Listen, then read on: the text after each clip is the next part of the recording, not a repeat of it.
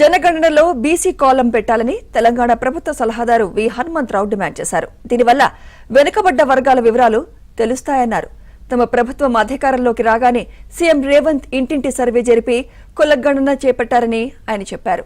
తెలంగాణ ప్రభుత్వ సలహాదారుగా విహెచ్ బాధ్యతలు స్వీకరించారు. ఆయనకు పలువురు మంత్రులు, కాంగ్రెస్ నేతలు శుభాకాంక్షలు తెలిపారు.